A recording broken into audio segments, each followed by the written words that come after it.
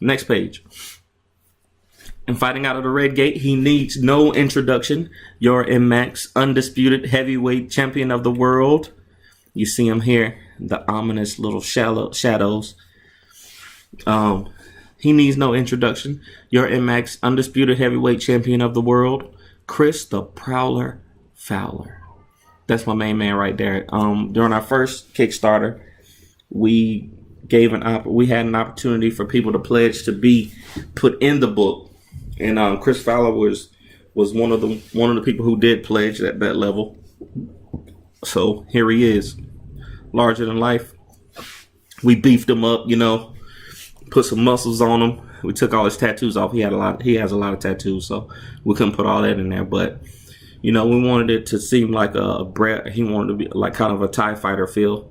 I mean, a Thai boxing fighter feel. So he's got the the bands on his arms and stuff like that. So here we go. Next page. You see this shady figure right here, looking as a new character runs up to the gate. Ha ha ha! Take it easy on him, Blade, but make it look good for the cameras too. So right away we see that there's something strange going on with this dude. Make it look good for the cameras, and you see this guy, peeping to see what he's doing. Terrell, our guy, says, "Get out of here, Chuck. You're not even supposed to be down here." His trainer tries to keep him focused. "Shut up, Terrell. Stay in your zone."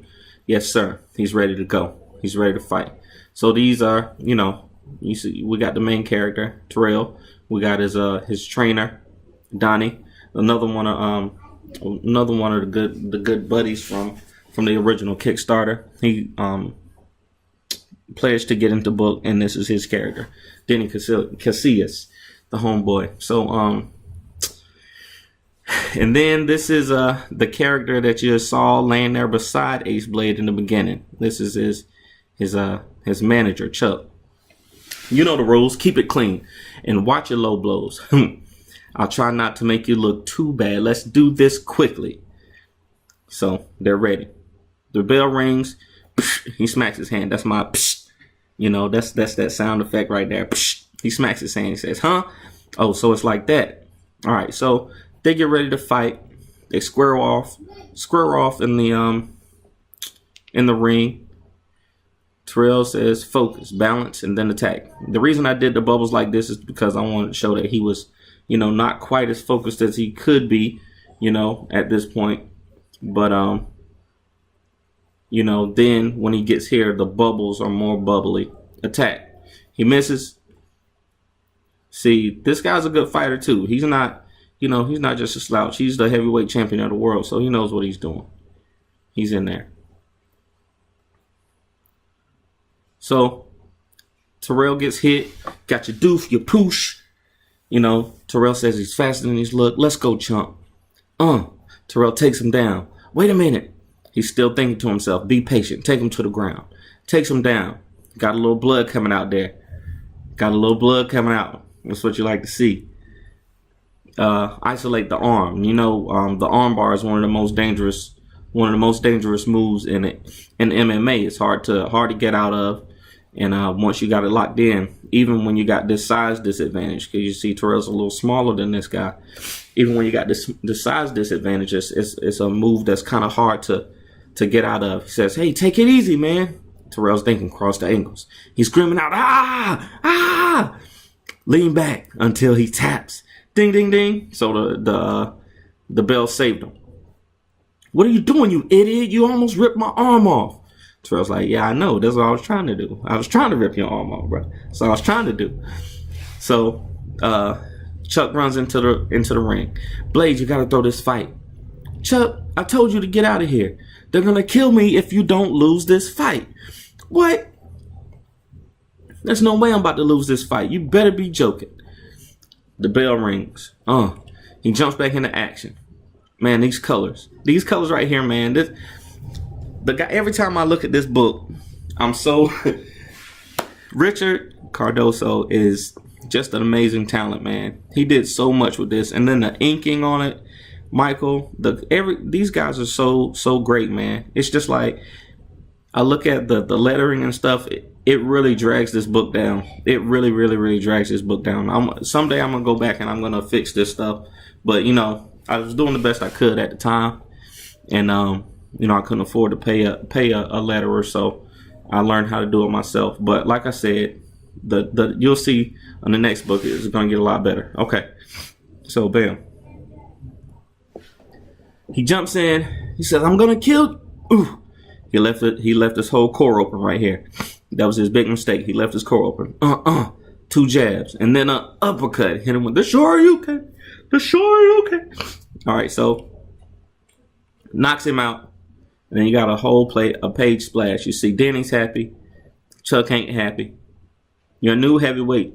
Your new MX heavyweight champion of the world. Whew. Terrell the Dragon Slayer Durham. I'm sorry, y'all. I'm yawning. It's 10 o'clock here. I don't know where y'all are, but it's 10 o'clock.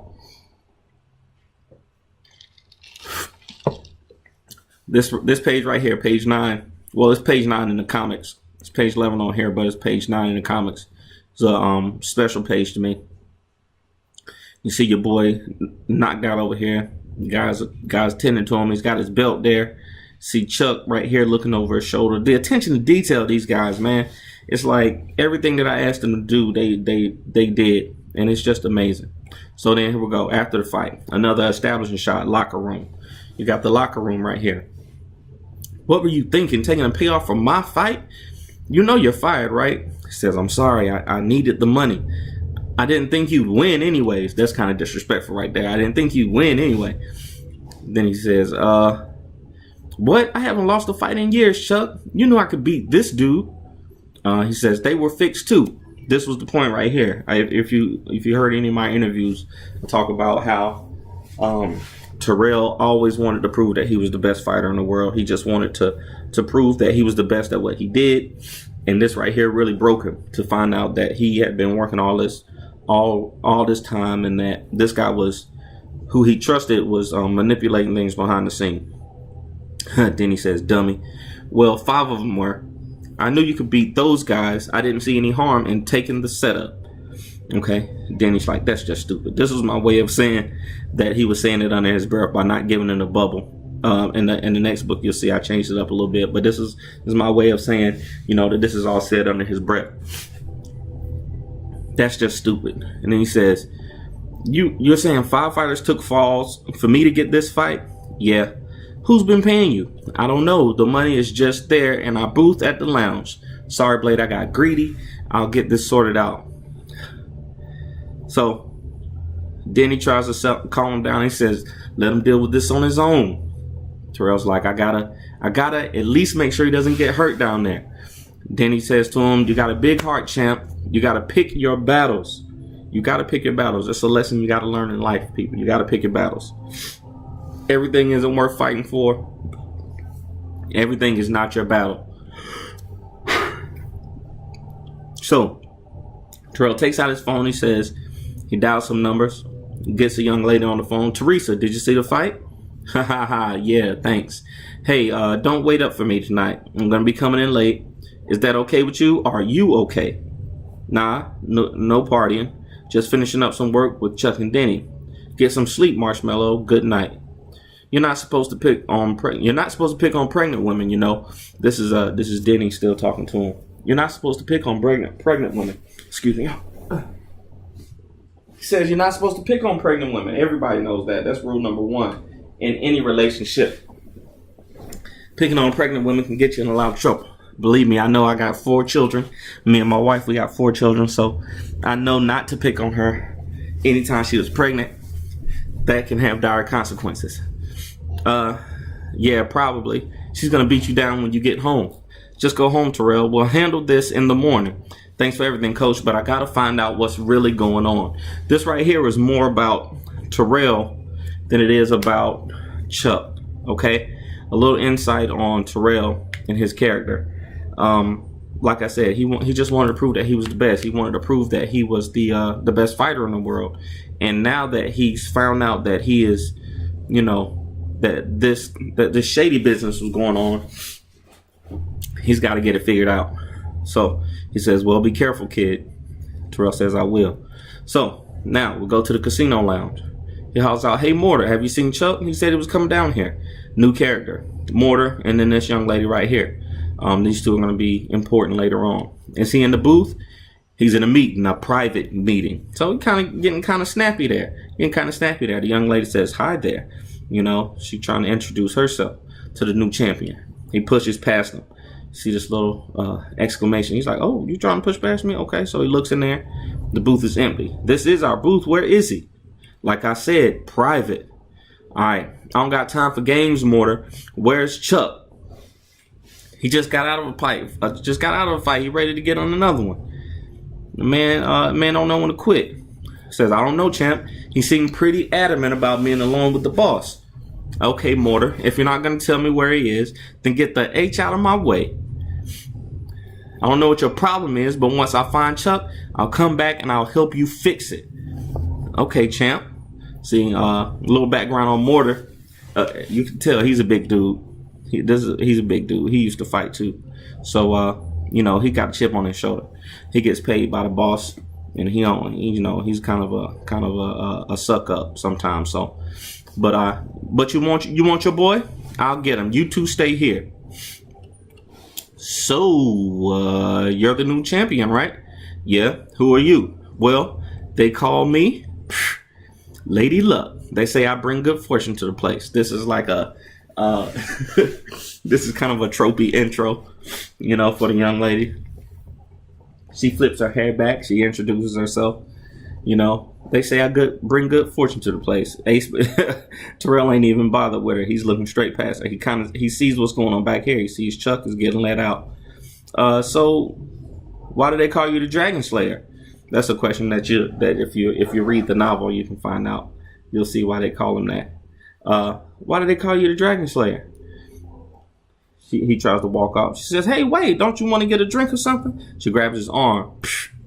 "Hey, lady, I don't mean to be rude, but I got something to do right now." This is one of my favorite panels. I don't know why. I really have no clue why, but this is one of my favorite pages in this comic book. I think just the way it was laid out and the way it was colored. It, you know, I just don't know. This is one of my favorite pages. You know, he says, "I got something to do right now." But he says for us to wait. So he heads off, goes out the back door where he saw them, where them drag his boy off to. And bam. Oh, here it is right here. Let me zoom back out. Oh, we at 550. Here's that other double page spread that I was talking about. There we go. See?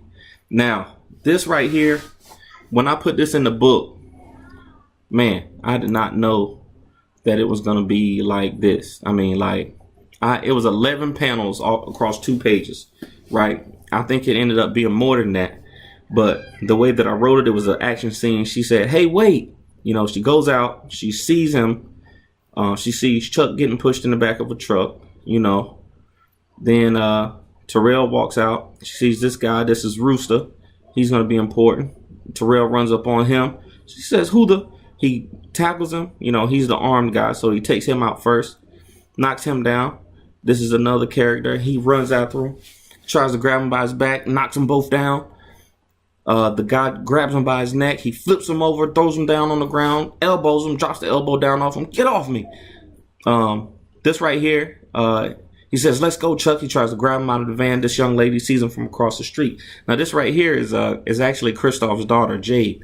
So we put her in the book because, you know, Kristoff, she loves comics, and I have all of my children in the books too. Eventually, we're trying to work our whole families into them, really. So, bam. So he tries to grab Chuck out of the van.